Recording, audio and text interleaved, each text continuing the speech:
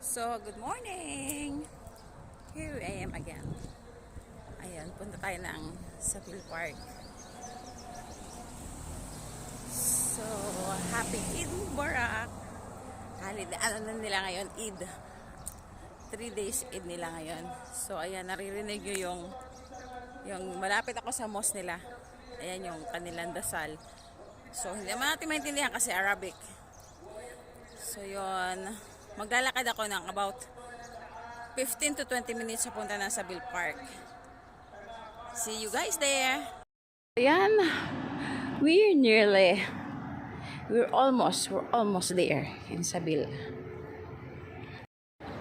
So, ayan na. There you go. Ayan na yung Dubai frame. Ayan. Punta tayo dyan. Closer. Okay? So, ayan guys. Medyo malapit na ako doon sa Sapil Park. Tapos, ayan. Lalakad tayo. I think 2 kilometers siyang ikot na yan. Ayan. Ikotin tayo. Ayan na. Ayan ang Sapil. Ayan ang Dubai frame. Oh. Diyan siya. So, punta tayo doon. Okay?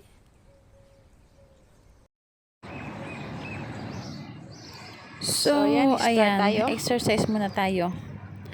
Habang nag-iintay ng init. Char. Exercise lang kasi. So guys, grabe, andito na ako sa Sapil Park. So, super ganda ng Dubai frame. Promise. Kung pupunta kayo dito sa Dubai is punta kayo dito sa Sapil Park. Okay, meron dyan. Pag pumunta ka dyan sa sa loob ng frame na yan is 50 dirhams ang entrance. Uy, 50 dirhams, malaki yun. Hindi naman. Napagod ako. Bali one round ako dito kasi malayo ito din. Malayo itong takbo. Hindi takbo.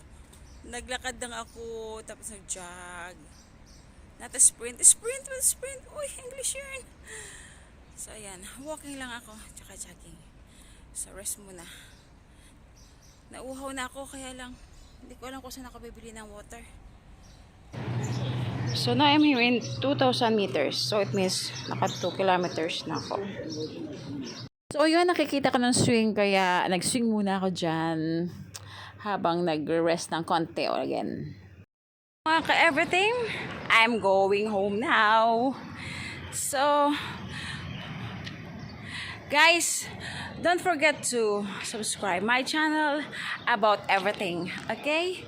See you guys later. Bye. Thank you for watching.